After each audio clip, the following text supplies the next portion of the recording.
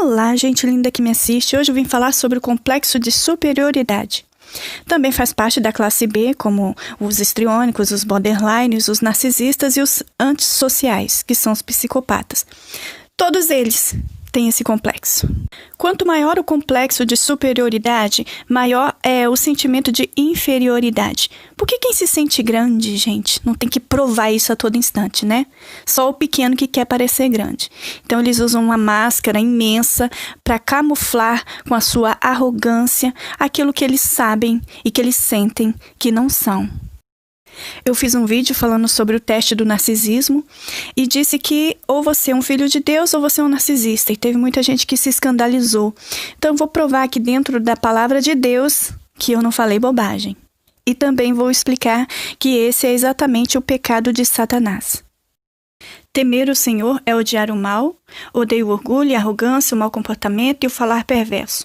Ou seja, essa postura, esse nariz em pé é típico de quem realmente não teme ao Senhor.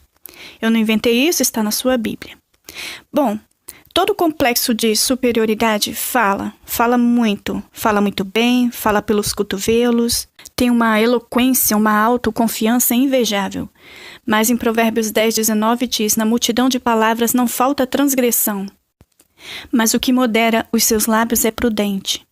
Também Provérbios 13:3 diz, o que guarda a sua boca conserva a sua alma, mas o que muito abre os lábios tem perturbação, ou seja, uma pessoa perturbada.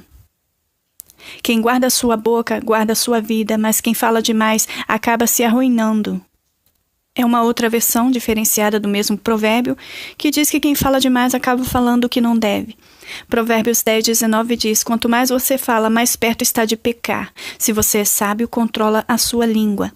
E é incrível como a pessoa que tem um complexo de superioridade, ela joga isso na conta de alguém. Você fala demais, você fala o que não deve. Ela transfere o erro dela para uma terceira pessoa, para a conta de alguém. Bom, todas as pessoas são assim? Não, gente. Cada pessoa é de um jeito, tá? Tem pessoas que vão falar demais só quando estão muito à vontade. Então isso aí varia de pessoa para pessoa. Engana-se você que pensa que eles não são caridosos, fazem caridade. Nossa, tira a roupa do corpo para você vestir. Mas quando você não quer, quando você não está precisando e quando isso se torna público e para que você também fique devendo favores a ele, porque mais cedo ou mais tarde a conta vai chegar. Aqui diz, mas quando tu deres esmola, não saiba a tua mão esquerda o que faz a tua mão direita, ou seja, ele conta para todo mundo. Ele chama o Jornal Nacional, ele liga para todos os parentes, fala tudo o que já fez por você e deixou de fazer, coisa que você nunca quis e você nunca pediu.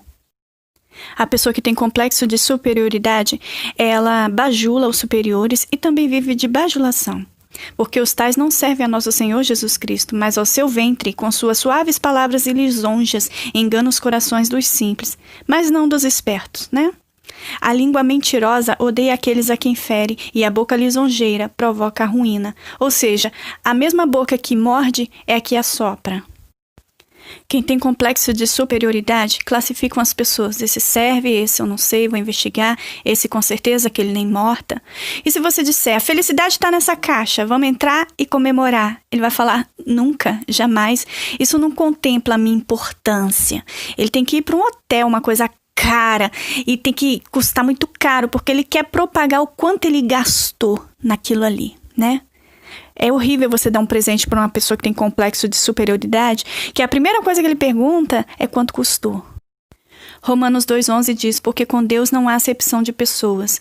Mas quem tem complexo de superioridade, o médico, o gari, o branco, o negro, o rico e o pobre são completamente pessoas diferentes.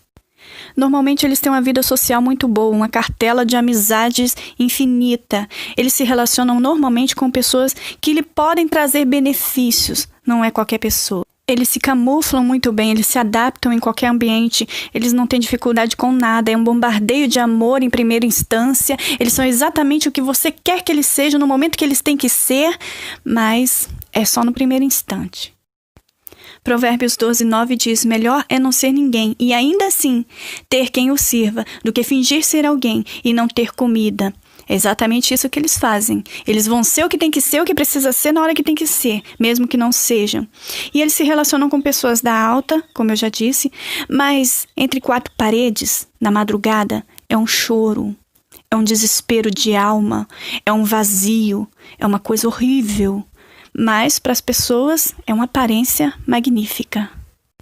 Eclesiastes 2:26 diz: porque o homem que é bom diante dele dá a Deus sabedoria, conhecimento e alegria.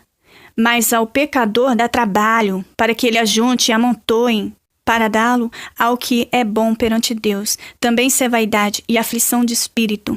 Então, aqueles a quem o Senhor gosta, né, o Senhor admira, faz parte da sua família, ele dá alegria. Para o resto, ele dá aflição de espírito, aquele desejo de ter o que não precisa para mostrar para quem não interessa, aquela vaidade, aquele cansaço, aquela aflição. E a pessoa não consegue nunca estar bem consigo mesmo. Ela não consegue estar com o próprio espírito. Ela faz de tudo para sufocar o silêncio da alma dela, porque aquilo é uma tortura. E ele não tem capacidade de ver o quanto a vida é boa e é simples, porque ele é vazio de alma, é como se fosse um buraco interno. Ele preenche daquilo que tem que ser no momento e não do que é, não tem essência. Ele vive de comparação, ele vive de inveja.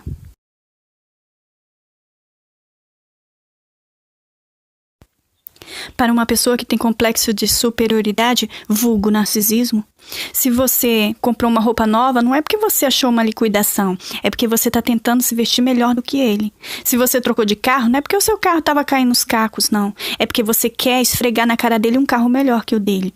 Se você corta o cabelo, não é porque seu cabelo estava ressecado, mas é porque você quer ter um corte mais atualizado que o dele. Se você conseguiu um emprego novo, é porque você teve sorte, né? Alguém te deu um empurrãozinho, mas logo você vai cair. Se você se tornou um crente, foi para uma igreja, é porque você quer parecer mais santinho do que ele. Se você é feliz no casamento, é só para dizer que você é melhor do que ele, mais feliz do que ele, na verdade. Não é porque você é feliz genuinamente. Se você faz uma caridade, é que você está querendo parecer bonzinho, esconder o lado que só vocês dois sabem que vocês têm. Não é os dois lados que tem, é um lado só, mas ele não sabe disso. Em Provérbios 14:30 diz: o sentimento sadio é vida para o corpo, mas a inveja é a podridão para os ossos. Nossa, Papai do Céu é muito inteligente. Tiago 3,16 diz: porque onde há inveja e espírito faccioso, o que é isso? Fazer facção, panelinha, formação de quadrilhas, pode ser em qualquer lugar, no seu trabalho, na igreja, família. Aí há perturbação e toda obra perversa. Adivinhou, acertou na mosca. Quem tem um complexo de superioridade precisa de muitas máscaras. Uma máscara de cristão, uma máscara de bom filho, uma máscara de bom aluno, uma máscara de boa secretária, bom líder, enfim, bom em tudo, não é? Ele se camufla em qualquer situação para ficar bem na fita, em todas as circunstâncias. Mas a palavra de Deus diz: seja o sim, sim e o seu não, não. E o que passar disso vem do maligno. Ou seja, você tem que ser uma pessoa, você tem que ter uma personalidade, tem que ter alguma coisa que não vai dar para você. E isso é normal, é humano. Em Gálatas 5:22 e 23 diz: mas o fruto do Espírito é amor, gozo ou alegria, paz, longanimidade, benignidade, bondade, fé, mansidão, temperança ou domínio próprio. Contra essas coisas não há lei. Mas normalmente quem tem um complexo de superioridade, ele não tem bondade, ele não tem longanimidade. O que é isso? É um pavio longo, ele explode. E ele explode a qualquer momento, ele berra, ele aponta o dedo na sua cara. E ele tem o direito de fazer isso, porque a raiva dele tem razão de ser. A raiva dele tem razão de existir. A sua não. Cala a boca. Você calado já tá errado. E ele explode, ele faz espetáculo. Isso é uma coisa constante. Quem tem esse complexo faz de tudo para chamar a atenção. Ele vive de admiração, ele ama ser admirado, elogiado. Mas ele consegue isso de uma forma bizarra, do tipo falando alto dentro do ônibus, falando alto no ponto de um ônibus, fazendo espetáculo toda vez que tem um públicozinho, te fazendo perguntas indiretas, indiscretas, sem noção, perguntando coisa que não é da conta deles. Provérbios 27:2 diz que os outros façam elogios a você, não a sua própria boca. E é daquele povo que, se você não elogiar, eles vão se encher de elogios. De cocô a bomba atômica, eles têm uma opinião para dar.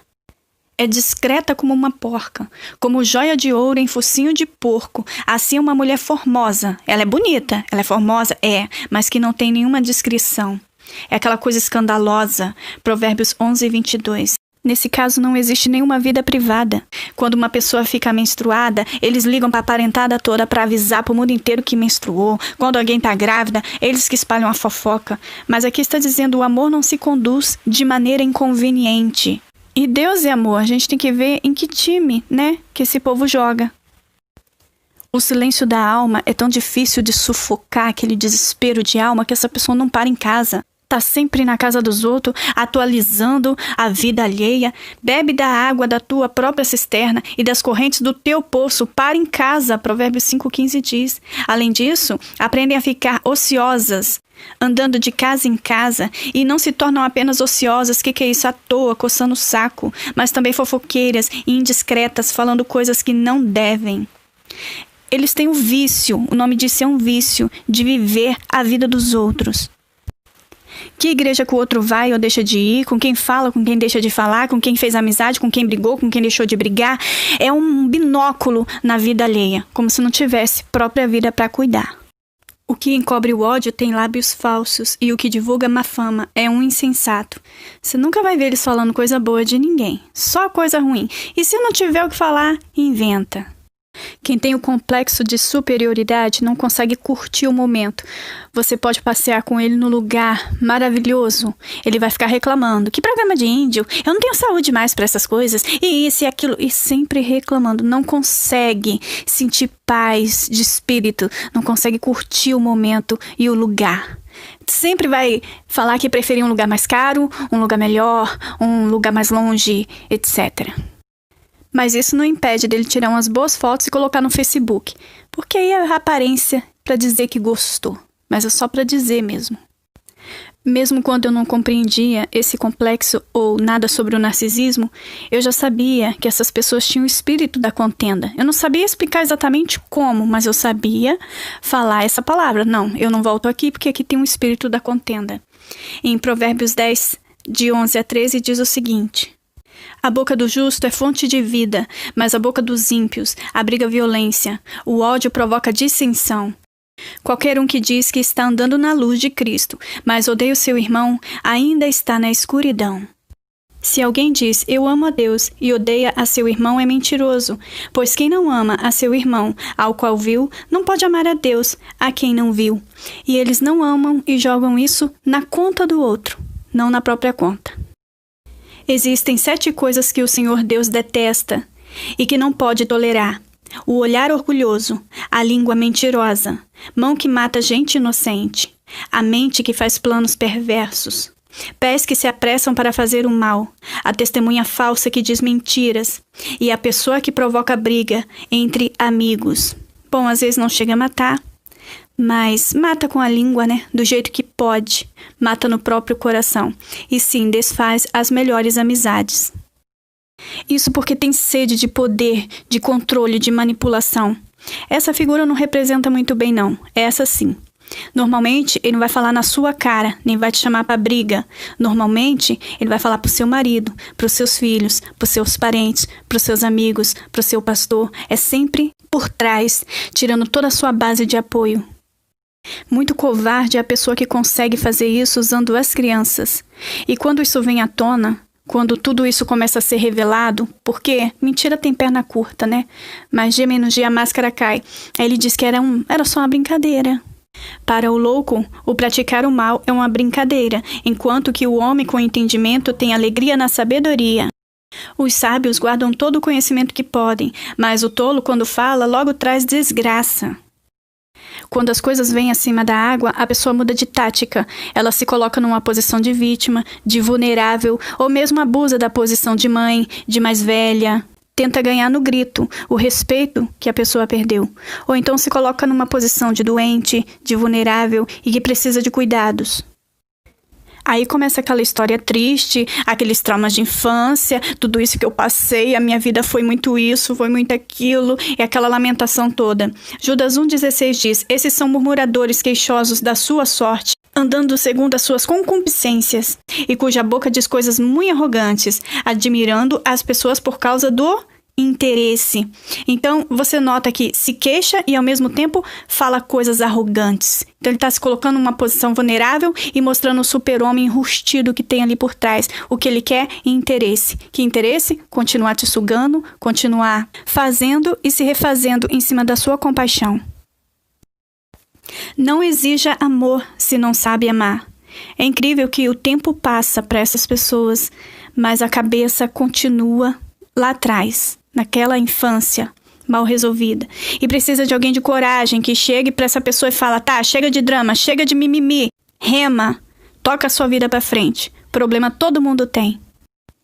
E aí a pessoa cai numa depressão profunda, porque aquilo que dava prazer a ela, que é ficar com um bonequinho de voodoo, espetando a agulhinha, ele não consegue mais, ele não tem esse apoio mais, não tem ninguém que acredita nas suas historinhas mais, o seu joguinho de colocar pessoas e tirar a hora que quiser, essa sede de poder, controle, manipulação. Quando acaba isso, chega a depressão.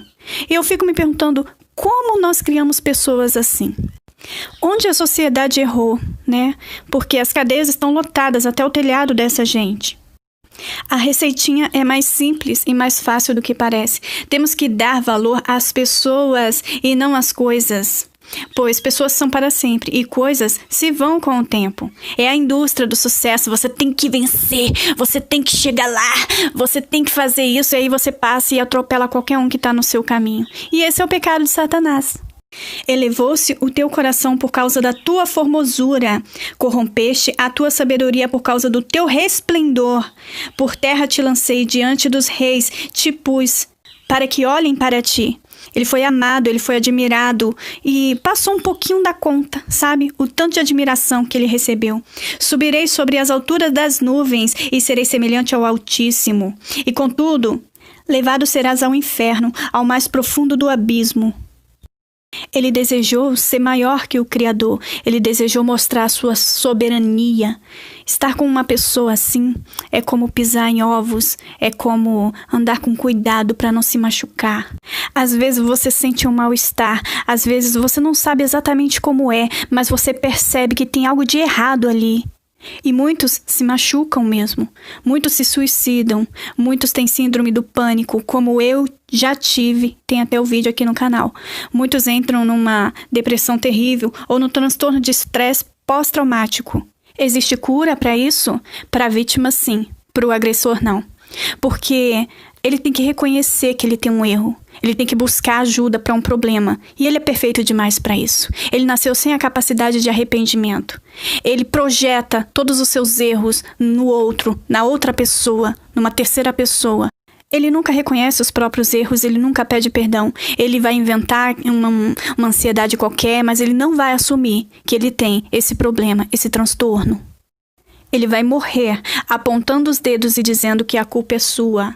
Isaías 5:20 diz: ai dos que chamam mal aquilo que é bom, e que chamam de bom aquilo que é mal, que fazem a luz virar escuridão, e a escuridão virar luz, que fazem o amargo ficar doce, e o que é doce ficar amargo. Ai dos que acham que são sábios, dos que pensam que sabem tudo. Quem de vocês quer amar a vida e deseja ver dias felizes? Guarde a sua língua do mal, e os seus lábios da falsidade. Mas aquele que odeia seu irmão está em trevas e anda em trevas, e não sabe para onde deva ir, porque as trevas lhe cegaram os olhos. Bom, se você diz que está na luz e odeia, tem ódio gratuito no seu coração por alguém, você está lascado. E para terminar, 1 João 3,15. Eu faço questão, abre aí e confira. Qualquer que odeia a seu irmão é homicida. E vós sabeis que nenhum homicida tem a vida eterna. Ele não matou, ele teve coragem de sujar as mãos, de ir para trás das grades, mas ele fez o que pôde para matar com a língua. Ele perdeu a vida eterna por causa disso. Eu não inventei isso está na Bíblia, e não fui eu que escrevi a Bíblia também. E foi assim que eu perdi amigos, parentes, mas eu ganhei paz de espírito o dia que eu dei as costas. Eles ficam indignados. Quem você pensa que é para dar um chute na minha bunda? Quem você pensa que é para romper com tudo isso? Mas, sim, a gente tem que romper, tá bom?